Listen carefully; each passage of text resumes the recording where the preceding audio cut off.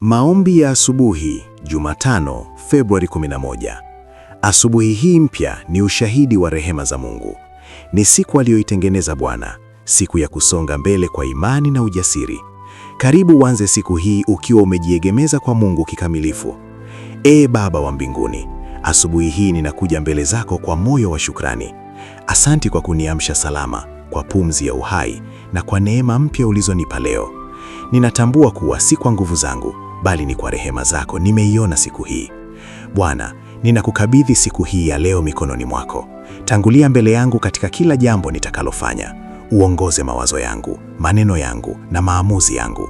Ondoa hofu, mashaka na mkanganyiko, nawe uweke ndani yangu amani na uhakika wa rohoni. Mungu, uibariki kazi ya mikono yangu leo.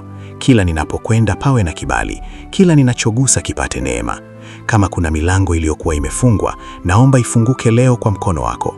Kama kuna vikwazo vilivyokuwa vinanizuia kusonga mbele, na vivunja kwa jina la Yesu.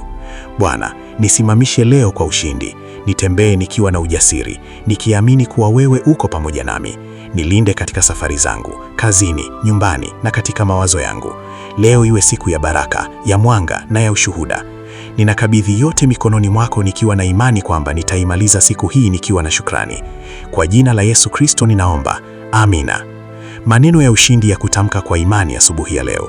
Tamka kwa sauti na kwa imani. Leo nimetanguliwa na Mungu, hakuna kizuizi kitakachosimama mbele yangu. Hatua zangu zimebarikiwa, kazi ya mikono yangu inafanikiwa. Neema na kibali vinanizunguka leo popote nitakapokwenda.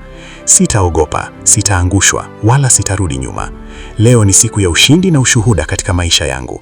Vitabu vya kusoma asubuhi ya leo. Zaburi 118:24, kuhusu kuutambua na kuufurahia siku aliyoifanya Bwana. Mithali 16:3, kuhusu kukabidhi mipango na kazi zako mikononi mwa Mungu ili zithibitike. Anza siku yako kwa neno, uendelee na imani, na maliza siku ukiwa na shukrani.